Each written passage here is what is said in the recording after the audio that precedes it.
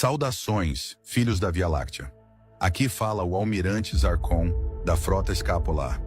Estivemos em silêncio por algum tempo e sei que muitos sentiram a ausência de nossas mensagens. Esse silêncio não foi abandono, foi uma necessidade estratégica, um movimento de segurança galáctica diante de acontecimentos que exigiram nossa total atenção. Hoje, retorno para lhes dizer: a espera terminou. O silêncio se encerra e o despertar já está em curso. Os governos da Terra estão se reunindo em segredo, preparando-se para uma grande assembleia que mudará o curso dos acontecimentos em vosso mundo. Ao mesmo tempo, a NASA oculta informações sobre o enigma conhecido como 3 e Atlas, um ponto crucial que conecta o destino da humanidade às forças estelares. Saibam, não estão sozinhos. Tanto a frota escápula quanto a Federação Galáctica já se movem. Estamos vagando entre vossas nações, patrulhando regiões estratégicas, observando atentamente os desdobramentos. Algo está prestes a acontecer, e vocês, filhos da Terra, sentirão os sinais. O que está por vir é maior do que qualquer sombra que se levanta neste mundo. Forças cósmicas já se movem, alianças estão sendo reforçadas, e a luz começa a atravessar as camadas mais densas que envolvem vosso planeta. Reúnam coragem, reúnam fé, pois em breve uma nova etapa se abrirá diante de todos. A frota escapola não caminha distante. Caminhamos convosco, mesmo quando não podem nos ver. Aos que guardaram esperança, aos que não desistiram da busca, digo, permaneçam firmes, pois a grande reunião dos povos, das estrelas e dos corações desperta no horizonte. Este é apenas o início de nossa volta. E como sempre, seguimos vigilantes. O silêncio terminou. O despertar é agora.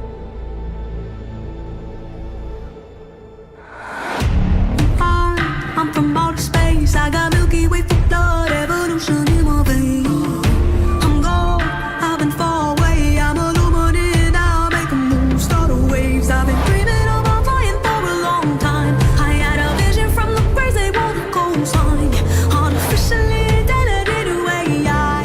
I'm your future, past and present. I'm a fine line, and I'm a missile of this illusion. I am not really here, I'm an intrusion. I don't swim or sink, I just flow. I don't need gravity, I just need growth. When I move, it's an earthquake rumble. I won't ever fall, never stumble. And I don't need to be humble. Break down walls like Jericho crumble.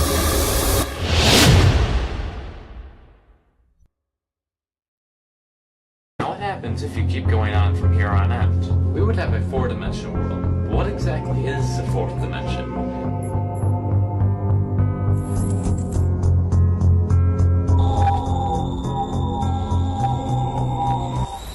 In order to understand this, we need to understand how dimensions are perceived. Imagine that this connects piece represents the first dimension. It's simply a straight line, which is basically what the first dimension looks like.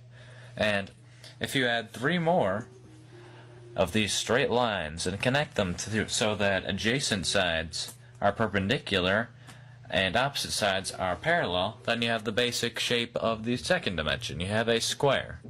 Now if you keep going from here and you add it so that there's a total of 4 squares and all adjacent sides are perpendicular and all opposite sides are parallel, then you end up with, obviously, a cube.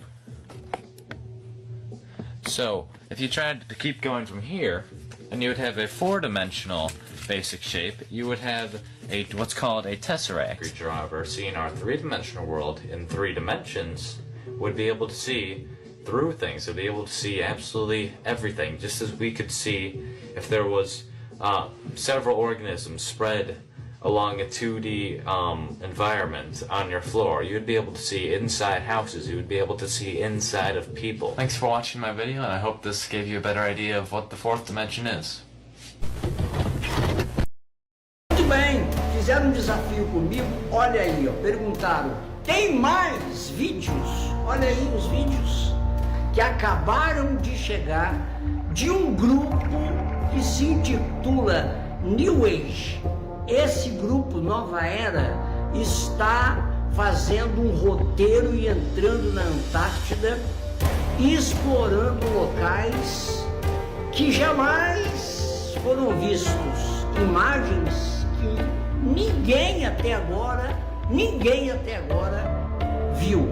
E eles estão jogando isso na internet. E eu disse para vocês, e esse grupo, que é um grupo de cientistas, diz que eles encontraram um material tão vasto e tão grande na Antártida que eles estão agora preocupados como é que eles vão apresentar todo esse material para o mundo, I'm from outer space. I got Milky Way from thought, evolution in my veins. I'm gone, I've been far away. I'm illuminated now, making moves, starting waves. I've been dreaming of a voyage for a long time. I had a vision from the birds, they won't go fine. Artificially intelligent AI. I'm the future, past, present, I'm the fine line. Yeah, I'm a illusion. I am not really here, I'm an intrusion. I don't say we'll sing, I just flow. I don't need gravity, I just need more. When I move, is it a quick bumble? I don't ever fall, never stumble. When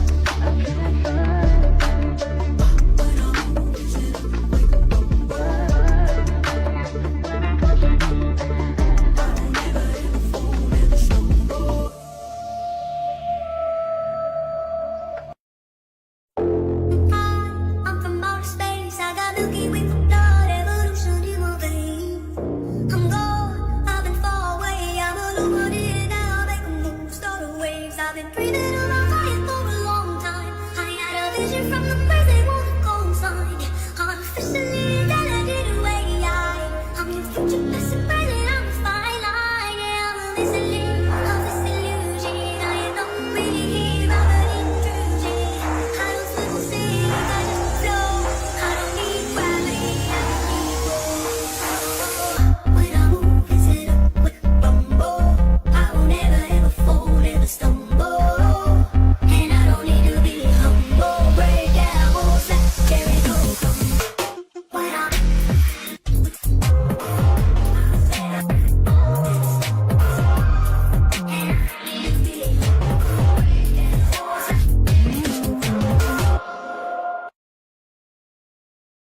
Vai ser revelado ao mundo que alienígenas existem, e isso vai tirar a fé das pessoas, mas o Vaticano vai dar um argumento. E esse argumento é o seguinte, tá? Olha o trecho do livro onde ele fala isso, eu vou ler esse trecho e depois a gente interpreta. Ele diz o seguinte no livro: os cristãos não precisarão imediatamente renunciar à sua fé, simplesmente na base dessa informação. Depois que esse conteúdo religioso alienígena for comprovado e for validado, nós teremos que fazer uma total releitura do evangelho de acordo com esse novo conteúdo. O que eles vão fazer e o que eles estão preparando? Giuseppe Tanzella-Nitz, esse astrônomo do Vaticano conectado ao Opus Dei, o que ele está preparando para fazer? Eles vão dizer ao mundo que Jesus não é Deus encarnado. Jesus foi originado através de Maria sendo levada por alienígenas, numa abdução alienígena, foi inseminada por alienígenas, e esses alienígenas representando os reis da constelação de Sírios, os alienígenas da constelação de Sírios. Eles estabeleceram uma aliança com a humanidade, engravidando uma mulher da família real do planeta Terra, da família de Davi, né? Maria, assim como José, eram descendentes de Davi, ambos eram descendentes de Davi. Então eles fizeram uma aliança com a linhagem de Davi e uma aliança com a linhagem de Sírios para fazer uma aliança entre o povo de Sírios e o povo do planeta Terra. Então o nascimento virginal de Jesus não foi o Espírito Santo colocando Jesus no ventre de Maria, mas foi uma abdução alienígena por esses seres da constelação de Sírios. Eles vão falar que essa é a verdade da Bíblia, que Jesus é um ser híbrido entre alienígenas e os seres humanos, tá? Quem falou isso foi o padre Giuseppe Tanzella-Nitz. Humans, I am very concerned about your future. An invasion is about to begin on your world. The people of my planet tried to prevent it, but it was useless. Your mistakes are leading you to your end. Vejam essas cenas que são impressionantes. Depois a gente se fala.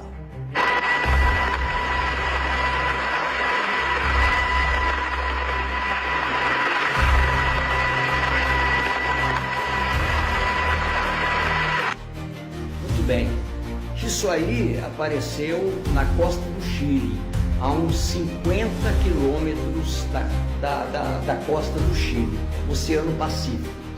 O helicóptero estava fazendo buscas a um barco pesqueiro que tinha se perdido e de repente avistaram essa coisa, essa anomalia, né? Lógico que algumas pessoas já falaram que é Godzilla, outros falaram que é o monstro das profundidades que está escrito na Bíblia. E a pergunta que eu faço para você é: o que será isso que apareceu? Coisas estranhas estão acontecendo na Terra, você não acha? Have you ever been to Antarctica? Yeah. Do you believe in the ice wall? Yeah, I saw the ice wall. There. Yeah, you saw it too. I can't say I'm sure. No way. 'Cause We'll talk about it later. That's crazy. Yeah, he almost leaked it. I'm from outer space. I got Milky Way for blood, evolution in my veins.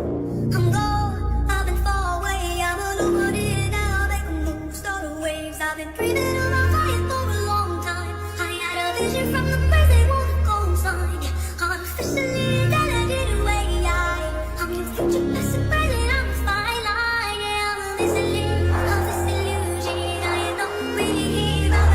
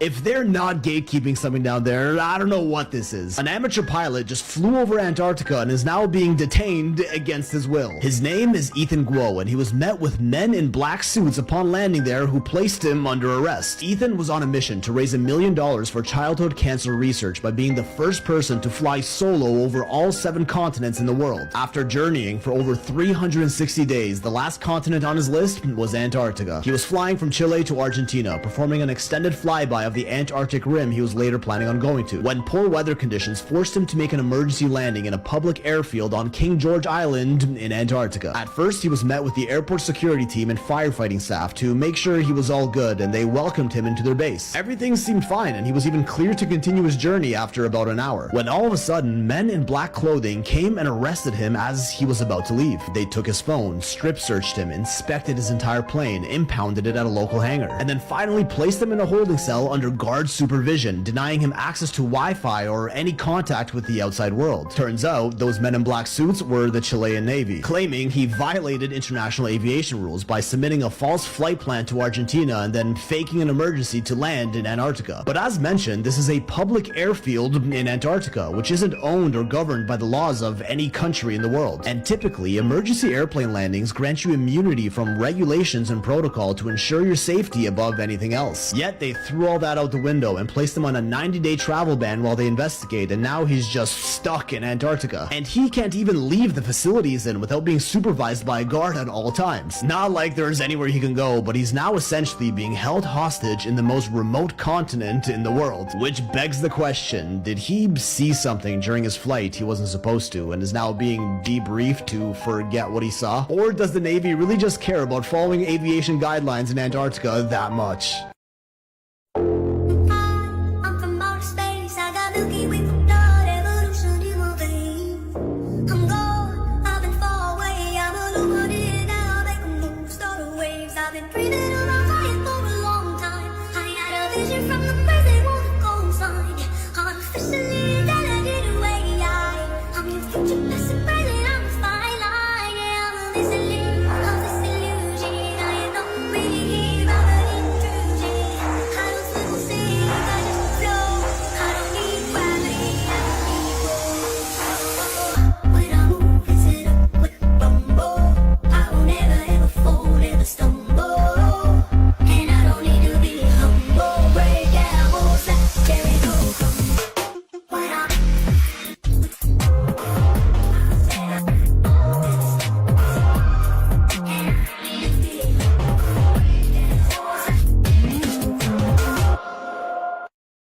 The ocean, specifically around Antarctica, has been extremely strange lately, and a lot of people are starting to take notice. Going back a couple months, there were talks that the ocean currents around Antarctica reversed, and while that wasn't confirmed, it was confirmed that the ocean currents around Antarctica were getting a lot weaker for some reason. A little bit after this, as Antarctica's ice was melting and large icebergs were chipping off, new and unseen species were being discovered between this ice. Fast forwarding again, we are now being told that there were strange signals detected coming from deep below Antarctica's ice. All this combined has led people to some very interesting theories and conclusions. Some people theorize that there were unknown and unseen creatures trapped between Antarctica's ice, but now that that ice is melting and the icebergs are breaking off, those creatures are leaking into our ecosystem, changing it and changing the currents. Others believe that it is a specific creature known as Leviathan, that the Leviathan is trapped in Antarctica's ice but is starting to get free as icebergs are chipping off and the ice is melting. People also believe that it could be letting off heat signatures and signals as it's awakening, and scientists could be picking these signals up.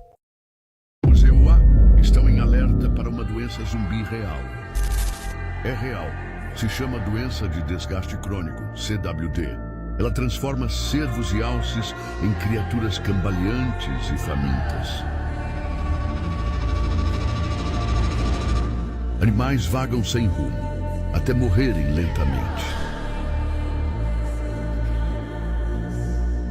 Já está em mais de 30 estados no EUA.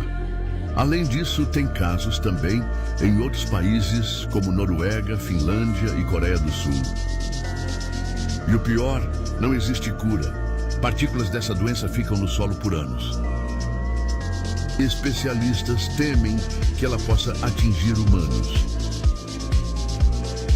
E se o próximo animal infectado não for um cervo, Será que estamos próximos de um apocalipse zumbi?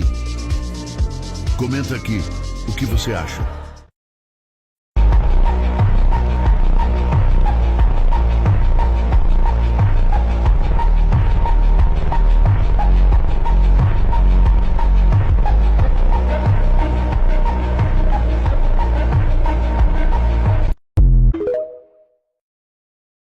Did you know Enlil, also known as Yahweh in biblical text, is an Anunnaki alien who masqueraded as God in the Garden of Eden?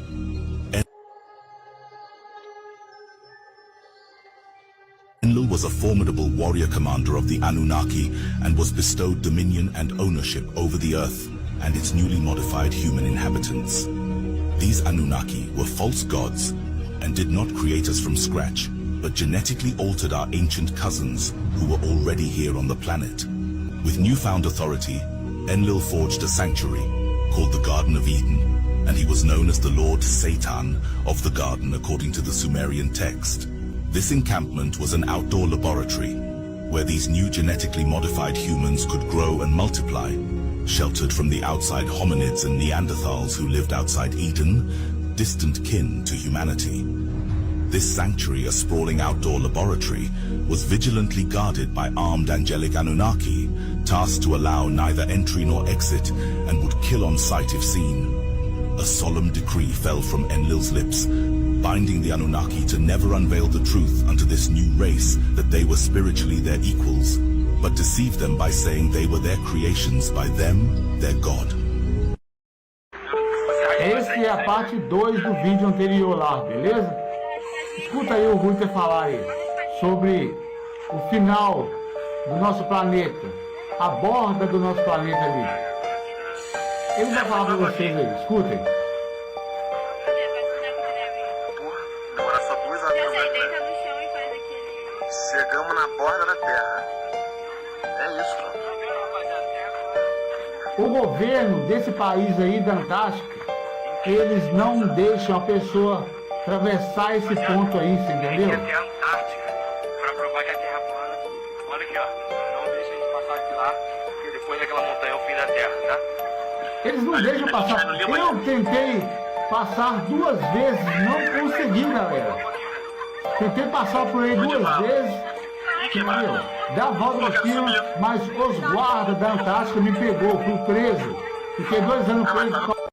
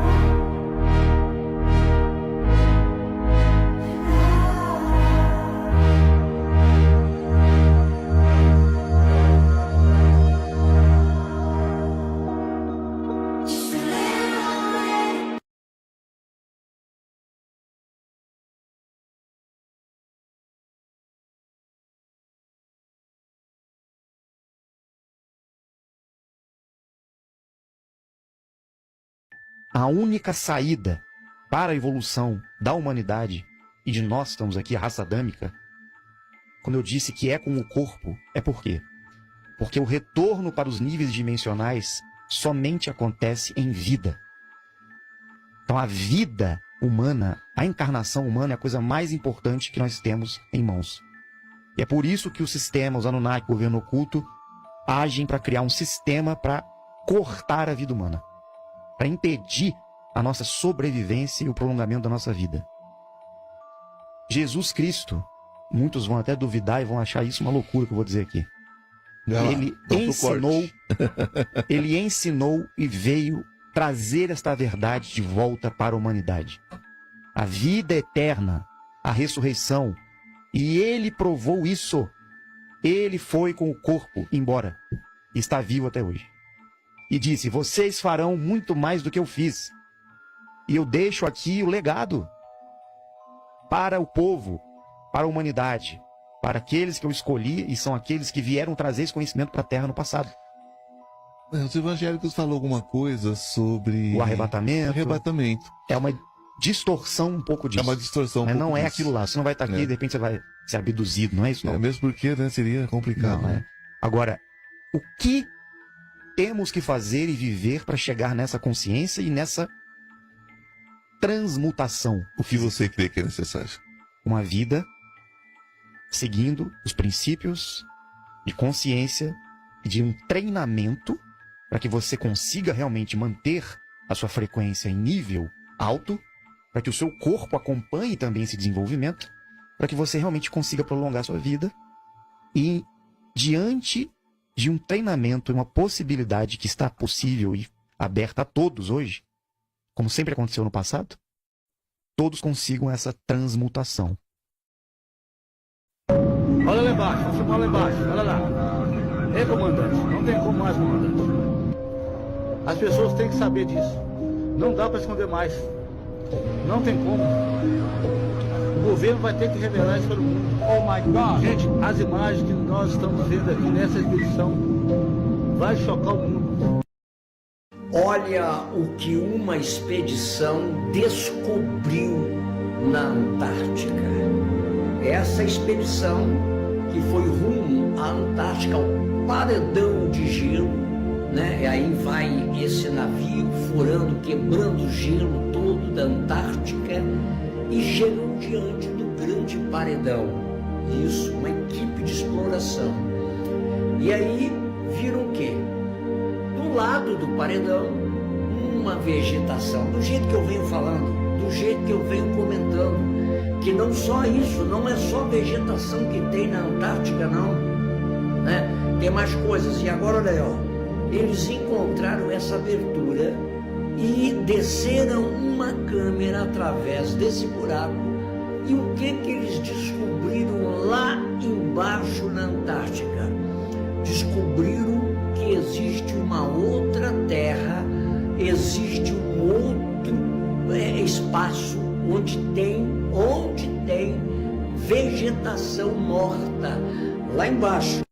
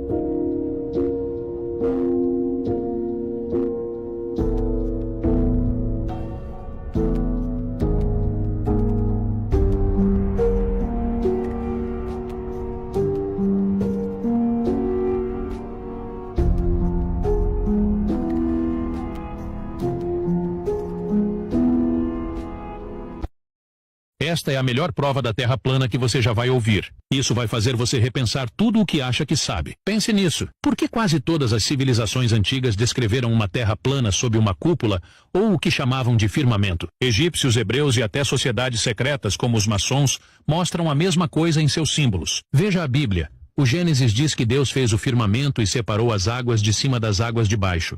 Se você der zoom nas estrelas com uma câmera potente, como uma Nikon P900, elas não parecem bolas de fogo distantes. Elas cintilam como se estivessem debaixo d'água. Isso parece mais o espaço sideral ou água acima da cúpula para você. E vamos falar sobre a estrela polar. Se estivéssemos girando e voando pelo espaço em velocidades absurdas, a estrela deveria se mover aleatoriamente, mas não é o que acontece. Elas giram em círculos perfeitos ao redor da estrela polar, como se tudo lá fora estivesse girando enquanto ficamos parados. Agora, por que eles esconderiam isso de nós? É simples. Se você soubesse a verdade de que a Terra é plana e cercada por uma cúpula, começaria a questionar tudo. As elites querem que acreditemos em um espaço infinito para nos manter perseguindo distrações. É mais fácil controlar as pessoas quando elas não sabem seu lugar no mundo. A verdade? Ela sempre esteve lá, nos textos e símbolos antigos. Eles a esconderam bem à nossa frente e nós estávamos ocupados demais para... All hands, hoist the colors high. Heave ho, thieves and beggars, never shall we die.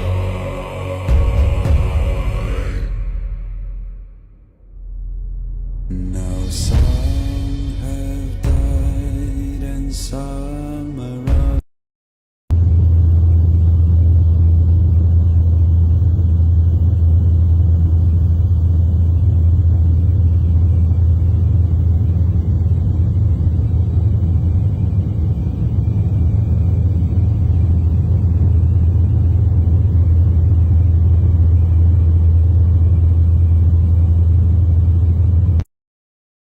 Everything in the universe is geometric. Whether it's people, trees, cats, planets, solar systems, you name it. Literally everything in the universe can be measured on a geometric scale. In this same way, we can actually identify that creation is also geometric. And what we're going to look at today is the pattern of creation and see if we can't glimpse the source of all things. Essentially, everything in reality is said to come out of this single pattern. I'm not making this up. This single image will change everything. It's called the flower of life, and it's said to be the creation pattern of everything in existence, even non-tangible things like emotions and thoughts, because this pattern begins with the subtlest vibrations of consciousness far beyond anything our current technology can measure, and extends through every possible frequency and into the physical material creation. It is said that there are 13 information systems that comes out of the flower of life, likely relative to the secret ancient Egyptian 13 chakra system, no doubt. Today, we're going to look at how the physical reality manifests, which is one of the 13 systems. It's also important to note that at first, this might not make sense. I ask that you watch with an open mind and try and see if this resonates with you. As always, have your own experience. Take what resonates and leave the rest behind. One more thing, by learning about sacred geometry simply by observing, you're absorbing only a very small amount of information. If you want to learn more, I recommend you draw it yourself.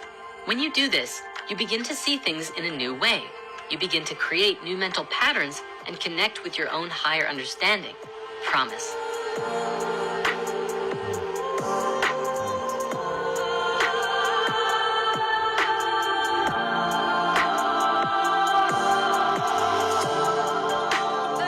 The flower of life has been known around the world throughout history. It was found in Ireland, Turkey, Israel, Egypt, China, Greece, Germany, India, and Iceland. It's also been recorded to be found in England, Tibet, Japan, Sweden, Lapland, the Yucatan, and about 14 other places. This thing is everywhere. Surely a pattern of such global significance must mean something, right? This pattern is called a flower, not just because it looks like a flower, but because it represents the cycle of a fruit tree. A fruit tree makes a little flower, which then goes through metamorphosis and becomes a fruit. Within that fruit contains a seed, which falls to the ground and grows into another tree. The cyclical nature of reality is seen as the flower, fruit, seed, and tree, which is a pattern created within and through this very geometry. We can relate this with many. They never wanted you to know this. While most people live trapped in the third dimension, chasing money, status, and approval, as a small group has already learned to operate in a state where time and space are no longer barriers. You, without realizing it, already tap into this frequency from time to time, but you have been conditioned to ignore it. This knowledge has circulated in restricted circles for decades, used to accumulate power, shape events, and attract opportunities. Meanwhile, you have been trained to believe that everything depends on struggle, sacrifice, and waiting. Every day, trapped in that logic is another day, and your energy feeds systems that survive on your distraction. Now, there is a chance to break this pattern and access the real mechanism of reality creation, the one that turns intention into event and desire into fact. But this window will not remain open forever. Those who do not adjust their frequency now will remain stuck in the old machine. The decision is in front of you.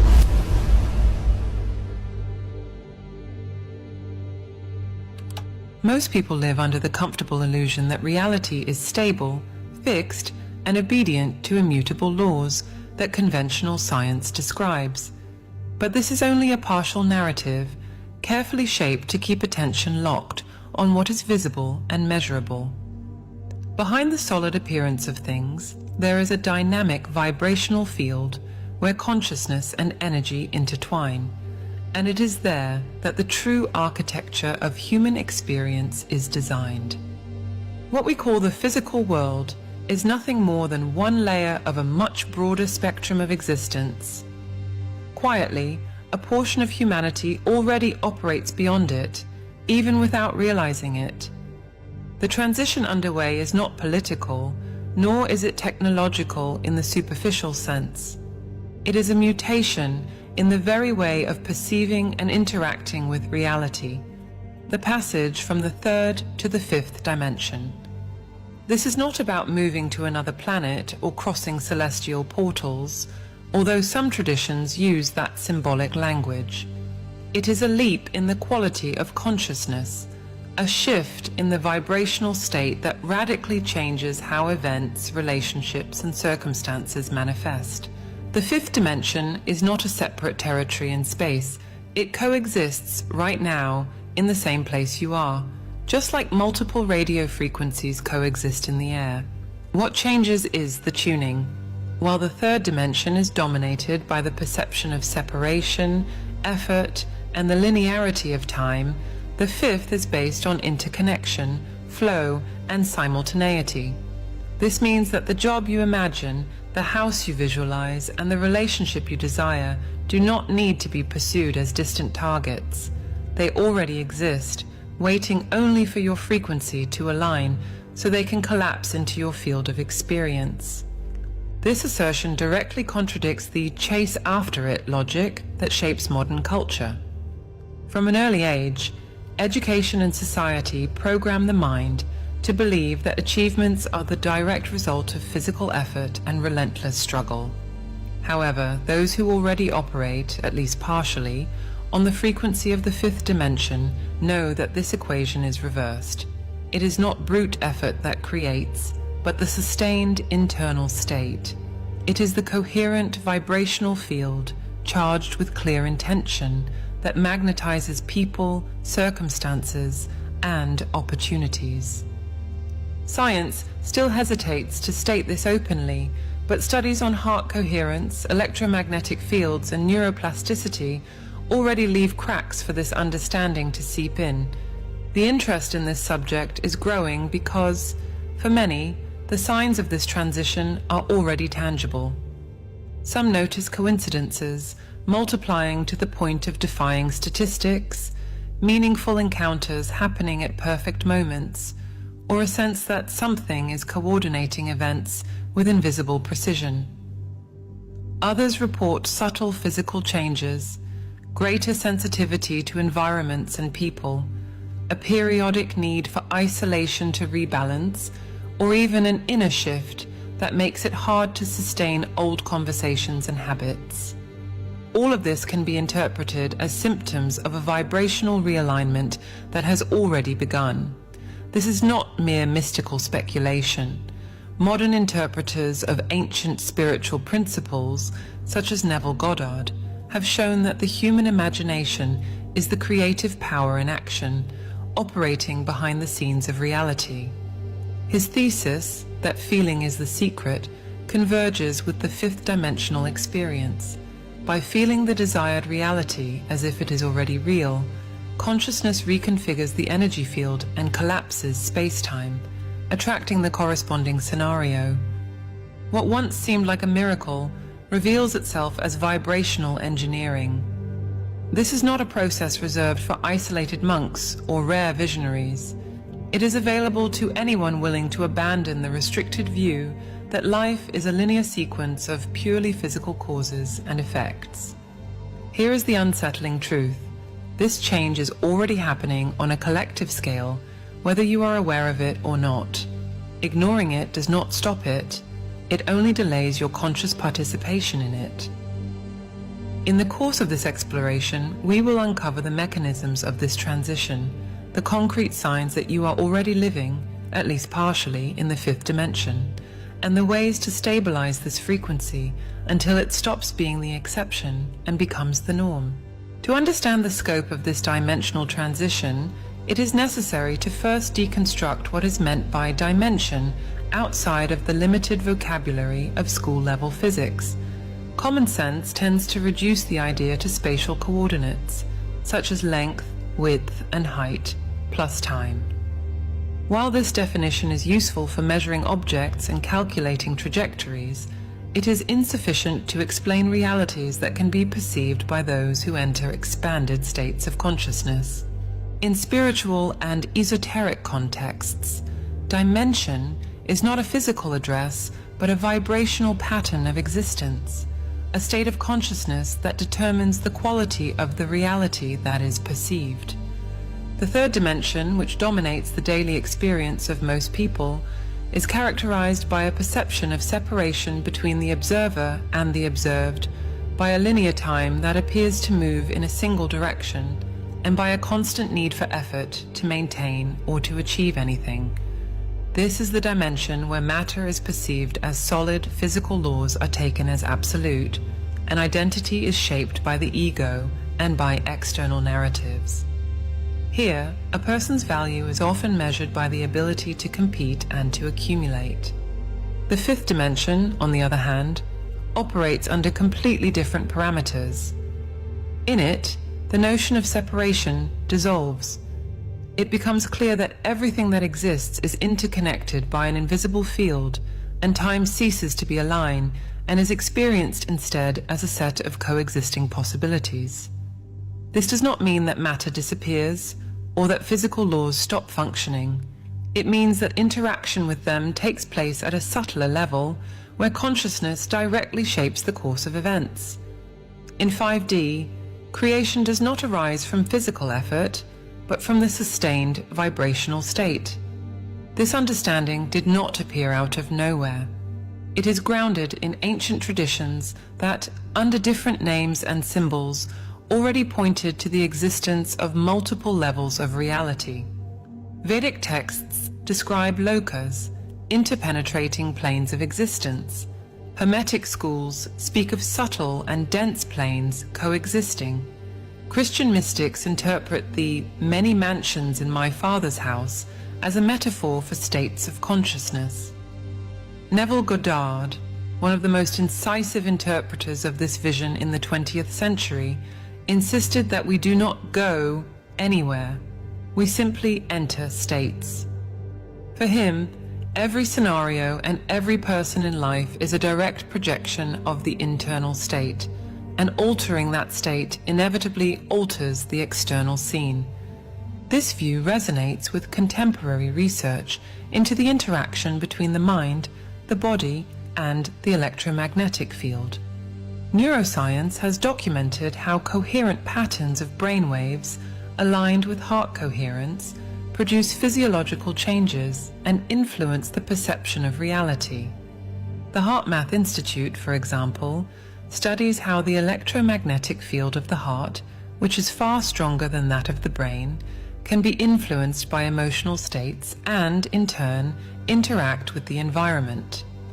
Quantum physics, though often misinterpreted, already acknowledges that the observer influences the behavior of particles at the subatomic level.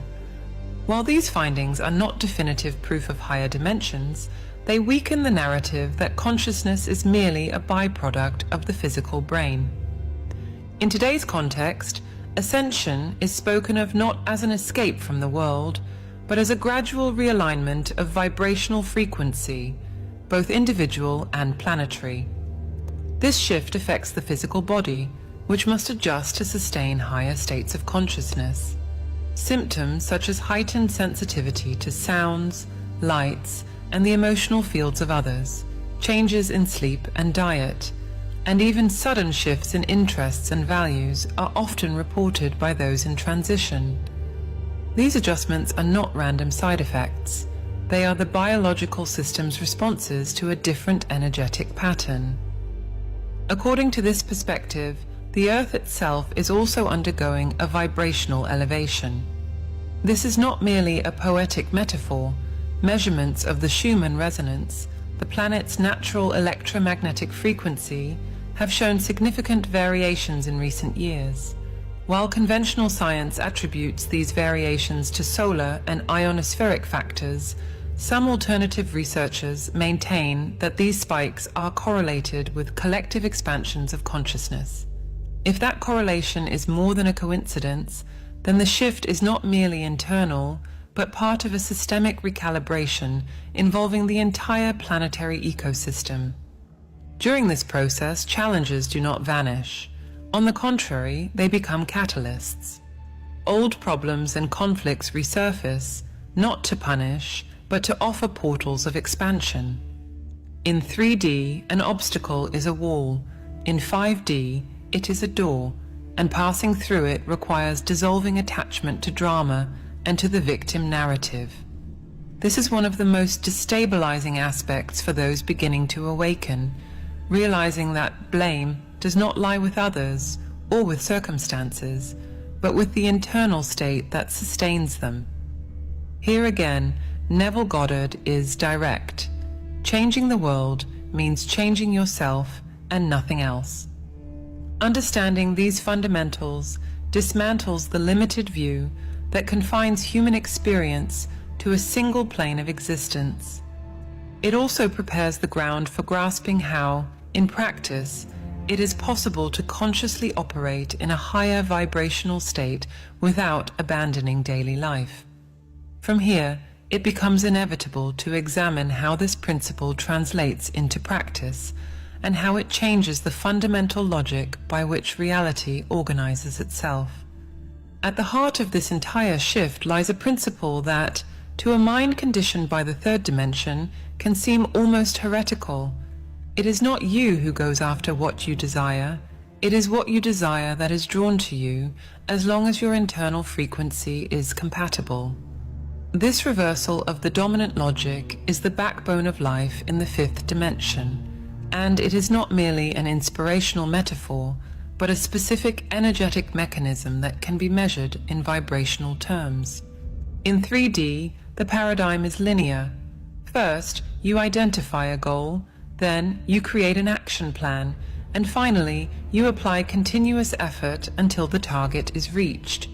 This approach is based on the assumption that there is a real separation between what you are and what you desire, and that the distance must be traveled step by step. However, in the 5D state of consciousness, this distance does not exist in any absolute sense. What exists are fields of resonance, patterns of frequency that, when they match, collapse time and space as perceptual barriers, bringing what is in potential into concrete manifestation. This collapse does not mean that events happen without any physical action. It means that action ceases to be the primary engine and becomes instead the natural consequence of an already aligned internal state. The energy that once scattered into effort, obsessive planning, and resistance against circumstances now concentrates on sustaining vibrational coherence, something that involves the mind, the body, and the energy field in an integrated way. Here, the role of clear intention becomes crucial. A vague intention is like a weak signal broadcast into a sea of noise. It finds no match, but when the intention is precise and infused with authentic feeling, it generates a coherent pattern of brainwaves that couples with the electromagnetic field of the heart. It is this fusion, mental intention and felt emotion, that creates the magnetism capable of reorganizing probabilities and drawing the desired scenario toward you. Neville Goddard called this feeling the wish fulfilled and sustaining it until the outer world has no choice but to reflect that internal condition. Consider the contrast. In 3D, you send resumes to dozens of companies and wait anxiously for a reply. In 5D, the job finds you through an unexpected contact or an improbable situation that feels orchestrated. In 3D, you visit properties for months trying to find the perfect home. In 5D, the opportunity appears after you have stopped searching but have kept alive the feeling of living in your ideal space. This difference is not a coincidence or luck, it is the direct consequence of operating as a coherent magnetic field. The crucial point here is understanding that in this model, the how is no longer your responsibility. The mind conditioned to 3D insists on controlling every step, but the vibrational field of 5D functions through self-organization. It adjusts variables, connects people, and rearranges circumstances around the dominant frequency. This is perhaps the most uncomfortable shift for those beginning the transition, because it demands letting go of compulsive control and trusting an invisible mechanism. From a neurophysiological standpoint, this state is not passivity. The brain, in coherence with the heart, produces a wave pattern, often associated with the alpha or theta state, that keeps perception open and receptive, reducing internal resistance. This not only fosters insights and intuition, but also improves emotional regulation, allowing the body to remain in a state of expansion rather than contraction.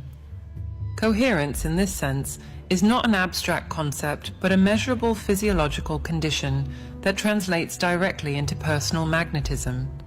When this coherence is sustained, space-time ceases to be perceived as a barrier. Events that, in linear logic, would take months or years can unfold in days or hours. This does not mean that physical laws are being broken, but that physical reality is responding to a subtler set of instructions, ones issued by the field of consciousness. This is why the concept of attraction in 5D is so different from superficial interpretations of the so-called law of attraction. Here, it is not about mechanical repetition of affirmations, but about maintaining a vibrational state that already incorporates the result as present. From this point on, it becomes clear why experiences in the fifth dimension cannot simply be taught as linear techniques. They must be lived as a continuous state where every thought, emotion, and choice either reinforces or weakens the personal magnetic field. This is also why, for many, the transition is unstable in the beginning. There are oscillations between moments of crystalline clarity and relapses into old patterns of fear, anxiety, or excessive control.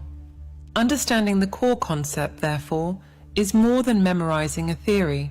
It is realizing that every interaction, every conversation, and even every silence is an opportunity to calibrate the internal frequency. It is accepting that the vibrational field does not lie. If conscious intention says one thing but the emotional state feels another, the frequency that prevails will always be the one truly sustained, not the one merely declared. This is the part that few are willing to admit, because it demands radical honesty with oneself. This understanding not only supports, but also connects all the other aspects of this transition, functioning as the invisible axis around which everything else is organized. If the core concept of the fifth dimension is the reversal from the logic of pursuit to the logic of magnetic attraction, then the practical aspects of this shift reveal themselves through profound transformations, both internal and in external interactions. And these are not merely subtle changes noticeable only to a trained eye. For those who experience them, they are unmistakable and often impossible to ignore. The first sign is the restructuring of the energetic system. This process is not limited to the subjective realm of feeling something. It produces concrete effects on the physical body, the mind, and even on cellular memory. It is as if every cell receives an update command, releasing old data that is no longer compatible with the new vibrational operating system. Traumas, stresses, and emotional patterns, whether inherited or developed since childhood, begin to surface, not to punish or to reopen wounds, but to be dissolved. At this stage, many people notice an acceleration. emotional cycles that once took years to understand and integrate now reveal themselves and resolve in a matter of weeks or even days. This internal clearing exposes the second key aspect, an increase in vibrational sensitivity. Suddenly, it becomes impossible to ignore the density of certain environments or the dissonance in someone's words. Perception penetrates the surface and picks up the true intention behind actions. This is not about mind reading. It is about reading energy fields, something that, in the fifth dimension, is as natural as recognizing tone of voice or body language in 3D. However, this sensitivity is not optional. It requires discernment and constant energetic hygiene, because prolonged exposure to misaligned environments quickly drains the personal field. With this heightened perception, relationships go through an inevitable realignment. The fifth dimension exposes and dissolves social masks with uncomfortable precision.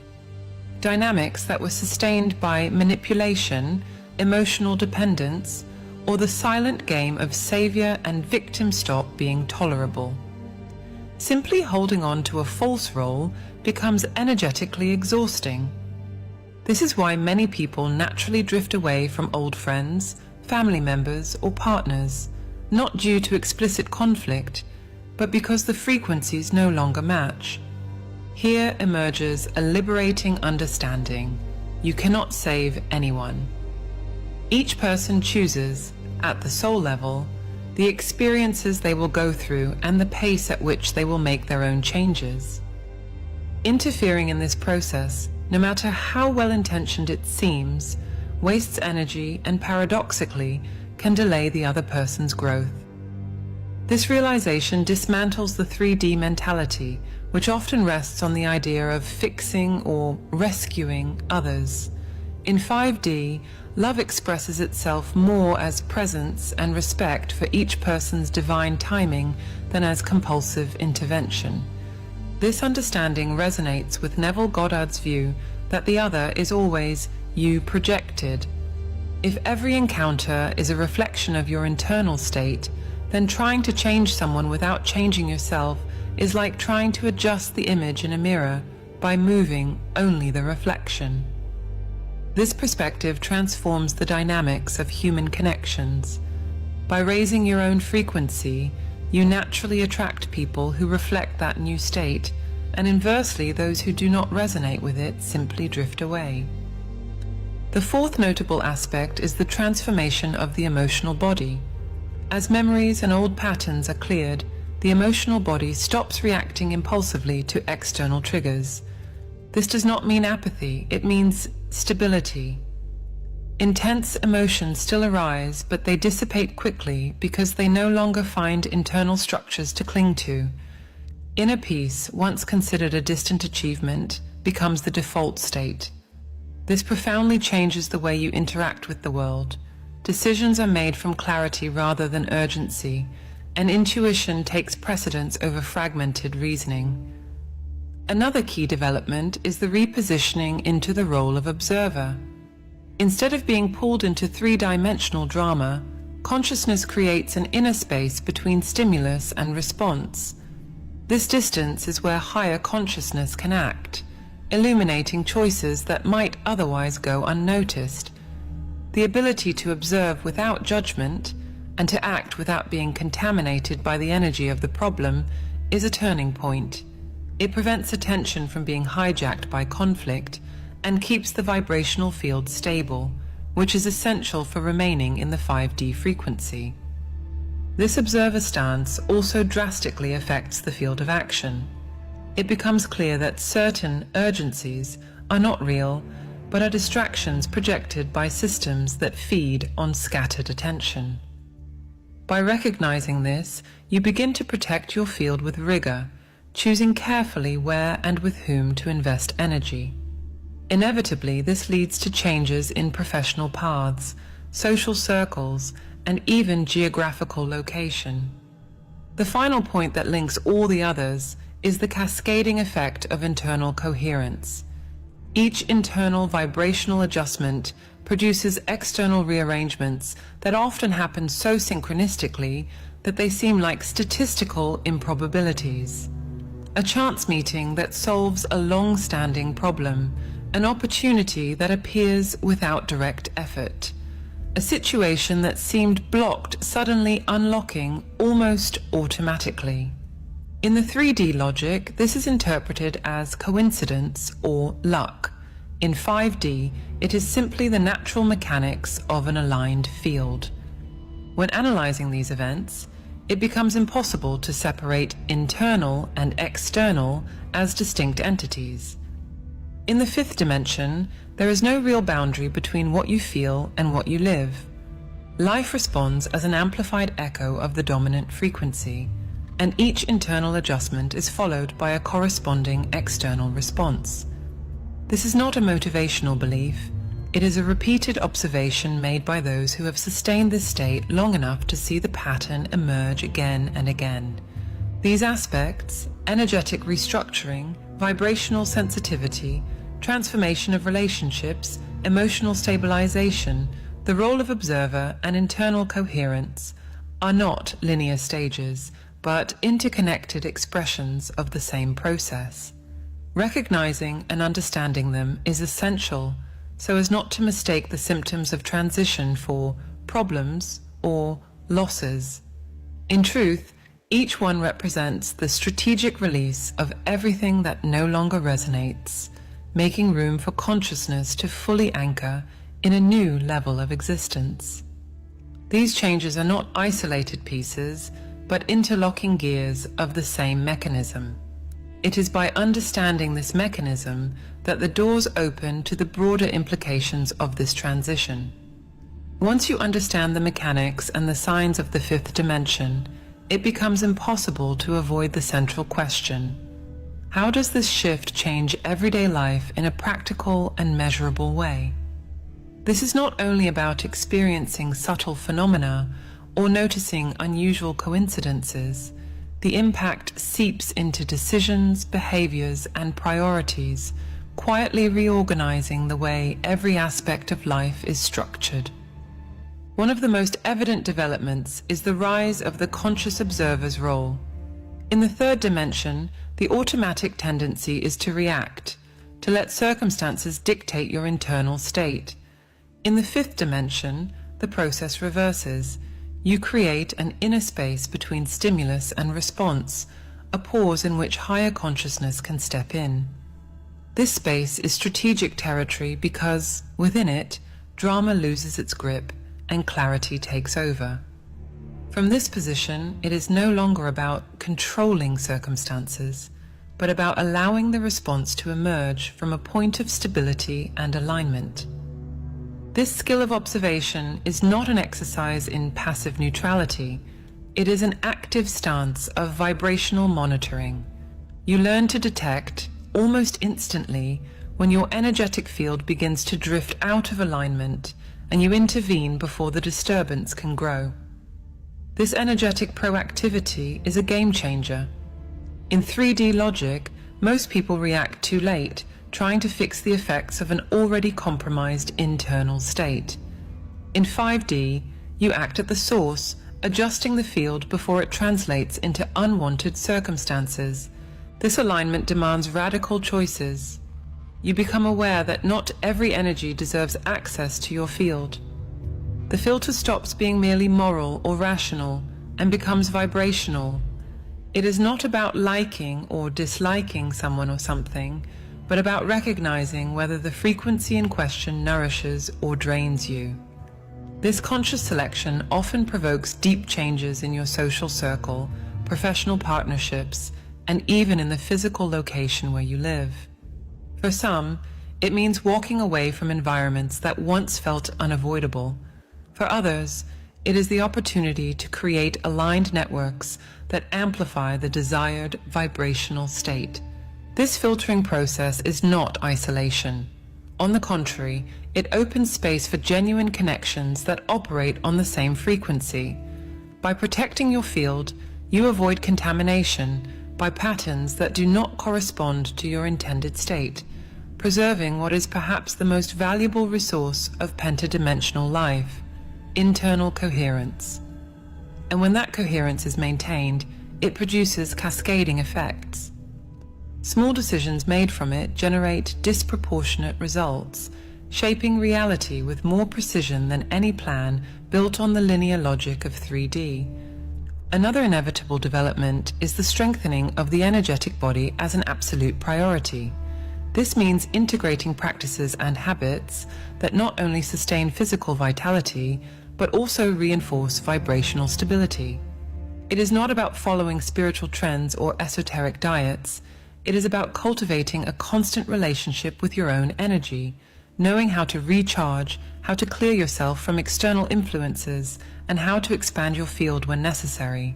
Over time, this attention to the energetic body becomes as natural as maintaining physical hygiene.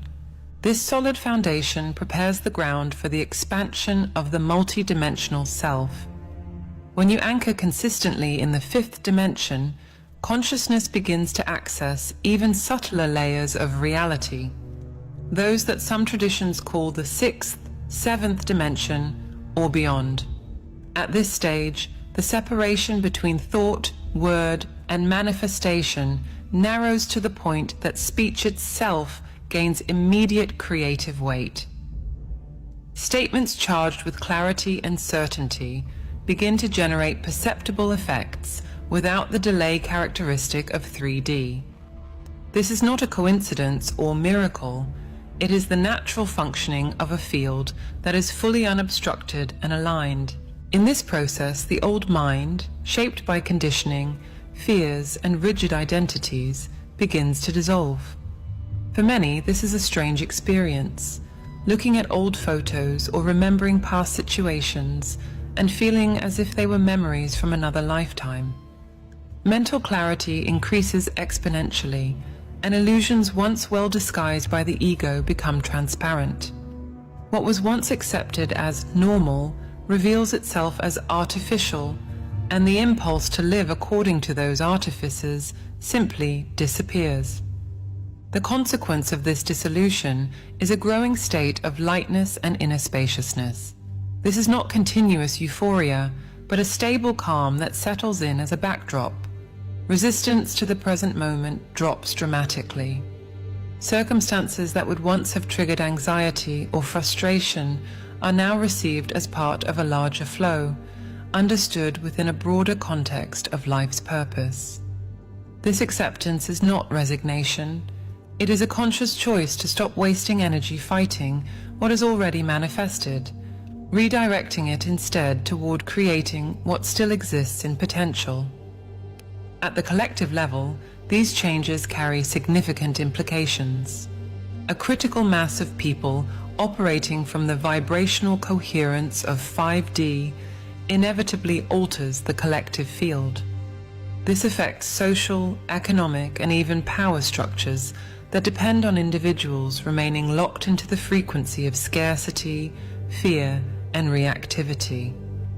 Although these systems resist, their functioning becomes increasingly unstable as more people stop feeding them energetically. This transition, however, is not uniform. Each person experiences it according to their own ascension program, shaped by soul-level choices that precede this physical lifetime. For this reason, comparing timelines or trying to force stages only creates frustration. True progress lies in recognizing the signs along your own path and deepening internal alignment, without the need to measure yourself against anyone else's progress. Ultimately, the developments of the fifth dimension translate into a radical shift of power. The command center is no longer out there, in circumstances, in institutions, or in social expectations, but within. Life stops being a continuous reaction to external stimuli and becomes a conscious, creative act in which every thought, emotion, and action is a deliberate choice rather than an automatic response. This shift marks the threshold between merely observing the change and fully embracing it as a permanent condition of existence. After exploring the fundamentals, the core concept, and the implications of the fifth dimension, it becomes clear that this transition is not a remote hypothesis. It is an active process already underway that does not depend on individual belief in order to exist. What determines its intensity for each person is only the degree of awareness with which they choose to live it. This realization is uncomfortable because it dismantles the most common excuse, the idea that one day the conditions will be ideal for living fully in this state. The moment is always now, and postponing it is, in practice, deciding to remain oscillating between frequencies. All of the narrative converges on a central point. Reality is shaped by vibrational states, and this is not an exception or a privilege of the few. The difference between the three-dimensional and the five-dimensional experience lies in the clarity with which this law is perceived and applied. To live in 5D is to accept that every external event is the consequence of an internal configuration, and that there are no shortcuts to changing the scenery without adjusting the source. This recognition confronts the logic inherited from 3D, which places physical effort and linear control as the main engines of achievement. The logic of 5D relegates them to the role of final extensions of something that began in the vibrational field. And this reversal requires more than intellectual understanding. It demands the willingness to sustain internal states that do not yet have visible correspondence in the outer world, keeping them stable until alignment is translated into form. When that stability is reached, the relationship with the physical world changes entirely. Work, relationships, the body, and circumstances stop being seen as causes of the internal state and are recognized instead as effects. This dissolves the need to chase or to convince and shifts attention to the continuous calibration of one's own field, the most strategic action available.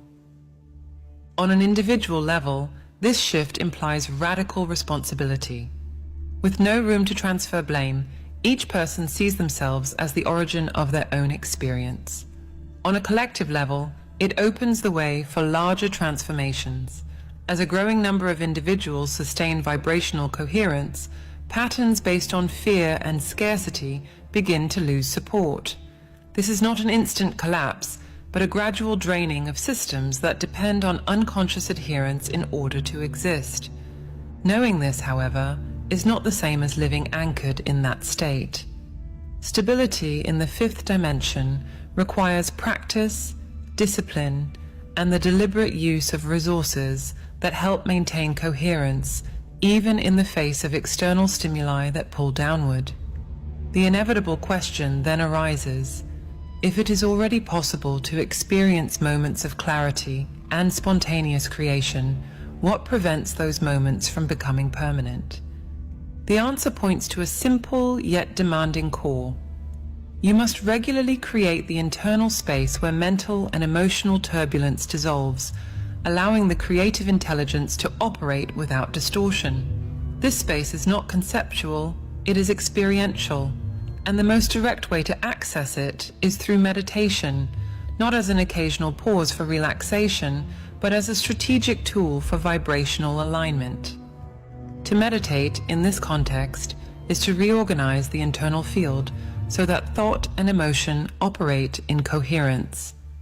It is to restore the magnetism that naturally draws in what already exists in potential. It is to interrupt the cycle of reactivity and to assume the silent command of creation. This is the training that turns flashes of connection into a predominant state, allowing the frequency of the fifth dimension to become the fixed base of daily experience.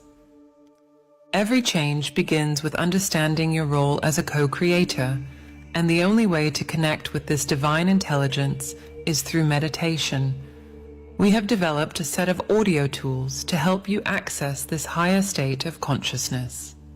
To learn more and to gain immediate access, click the link on the screen or in the comments. If this video resonated with you, write in the comments, "It made sense to me." The choice is always in the frequency you decide to sustain, and it is that choice maintained consistently that transforms knowledge into lived reality.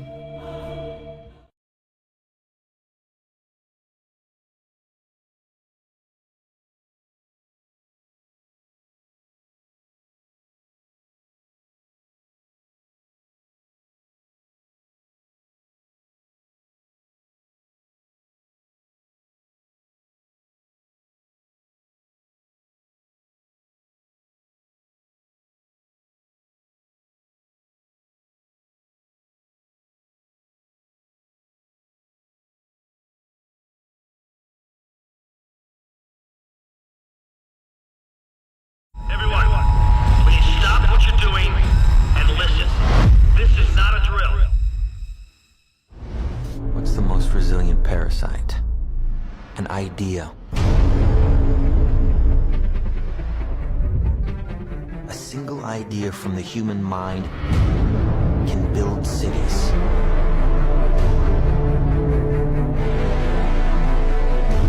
An idea can transform the world and rewrite all the rules. Which is why I have to steal it. He's hiding something and we need to find out what that is.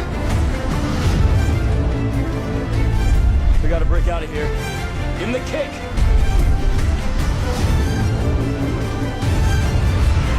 This was not a part of the plan! Wake me up! Wake me up!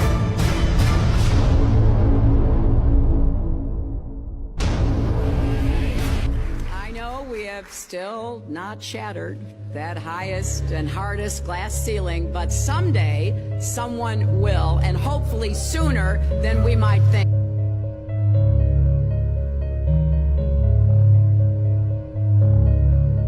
As the galaxies go whizzing by over the glass domed ceiling. Now tell me that doesn't work for you. If it's true, does it change how I live my life?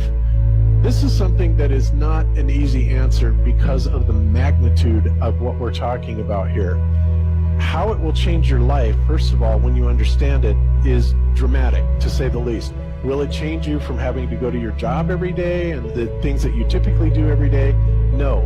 But when this knowledge becomes more mainstream and these agencies are starting to be held accountable, and you understand that they're all participating in this, not just the United States government, not just NASA, but China, Russia, India, all of them have space programs. They all have the same symbolism. They're all doing the exact same thing to their citizenry. And the first thing you have to understand about this is that the deception goes all the way to the top. And when I say all the way to the top, you have to kind of get rid of the notion that the people at the very highest levels are working together.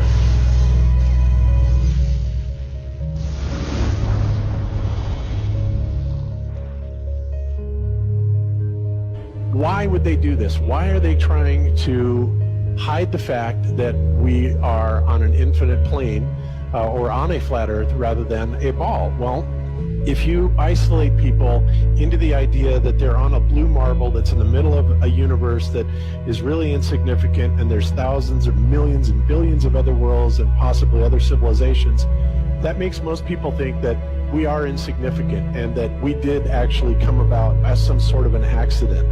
Now, when people believe that, their minds are much more malleable into being given the idea that there is no God, there is no creator. And because of that, that also gives the controllers this fertile soil to build other deceptions on.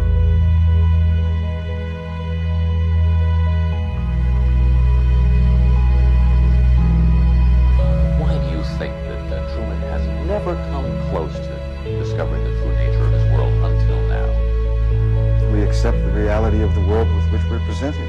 It's as simple as that. It's about total control, mental, physical, spiritual, every way, shape, form possible. You have to remember how big of a conspiracy this is. This isn't talking about just the JFK thing or isn't talking about just 9/11. It's on an umbrella kind of system to where it is the biggest deception that there is. It actually exposes every other deception, and nothing else brings down the power of the elite because it really exposes education, science, the economy, television, museums, universities. Think of all the things that have been fooled. I feel worse for the people that are out there building satellites, the people that are out there actually working for these space agencies, the people out there teaching in schools as professors, because they would all come to the conclusion eventually, once this gets out, that they've all been contributing to the lie. Why do you believe what you believe? Prove it without using NASA or any other space agency, the government or military of any country in the world. Why would I say that? NASA has been proven to be liars time and time again. I could spend a whole weekend here showing you the lies of NASA. How many of you believe your government is 100% honest and can be trustworthy? And how many of you know the military answers to their government? Okay, so if those three sources are all proven liars, why would you trust them? Fool me once, right? Shame on you. Fool me twice, shame on me. I say, continue to believe pathological liars and you're an idiot. But that's what we've all done. And so, I look at these stuff, we've all seen the textbooks, we've all seen the videos and movies and all these things, and there's so much of it. Do you know what the budget NASA has? You know how much they get? How much money they get? Have you seen the movie Gravity? Okay. That's made for about $100 million, give or take. And if you saw the movie Gravity, that was pretty impressive. I saw it on IMAX, big screen, like, wow. I mean, I felt like I was with Sandra Bullock flying around in space, freaking out myself.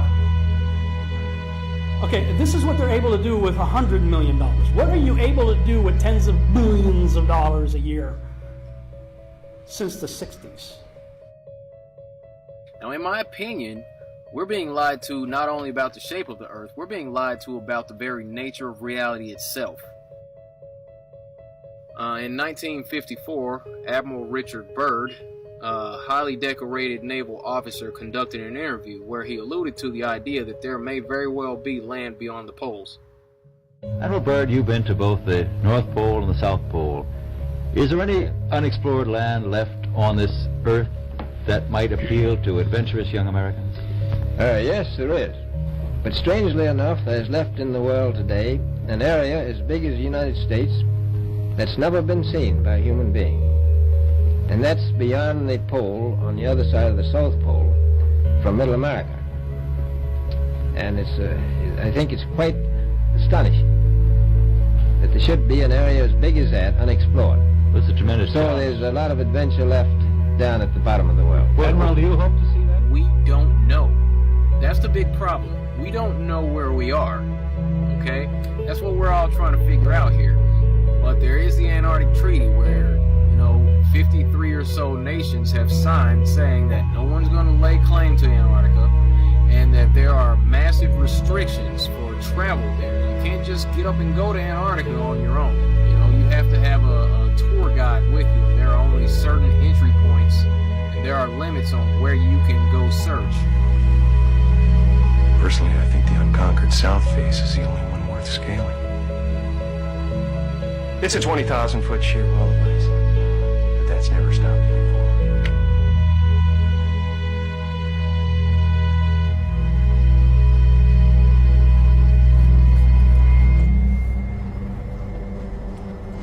Welcome.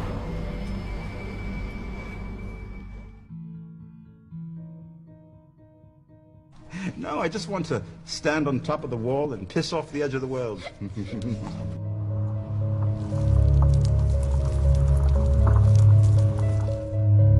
What difference does it make? What difference does it make? Yeah, that's their favorite line. A lot of people, what difference does it make? You can't figure out what difference it makes? If you can't figure out what difference it makes that the people running your world are lying to you over and over your whole life, if you can't figure out that someone lying to you is trying to control you. Suppressing of information, of knowledge, is control. Deception of information and knowledge is a form of control. So what difference does it make? It makes a big difference, because once they start omitting information or lying about information about where you live, they're doing it to control you. Period. Why am I having to explain this to critical thinkers in the truth movement? The way you control billions of people is to keep them divided and fighting each other. Flat Earth is not a psyop. Flat Earth destroys the psyop. Every psyop that's been used to control us for as long as they've known about it. So this system has been in power and control for hundreds of years, ever since they convinced the rest of the world that they didn't know where they live. It created this fantastical scenario to make people feel insignificant and to follow those that appear to know better. Why is the flat earth so important? Because it shows the deception. And if everybody would just come together and demand answers, they would be in checkmate. They would not know what to do. Train up a child in the way that he should go, and when he is old, he will not depart from it. I believe that's why we have so many who are indoctrinated to still believe and fight so hard for the heliocentric model. The reason being is because we've been taught the globe model since before we had the ability to think for ourselves. Think about that. Before you could think for yourself, before you could form rational thought, you've been taught that you live on a spinning ball, although your five senses tell you something totally different. Our senses tell us that the earth is flat and stationary, that the sun and moon and the stars rotate above us just as we see, that they make their annual cycles in such a way that we can calculate days, months, and years of the passage of time, just like in Scripture. The earth in itself works like a well-designed timepiece, and we all know that any timepiece that we can think of has a designer. What if the lie is to hide the existence of that designer? What if they're lying to us about this because they're hiding God?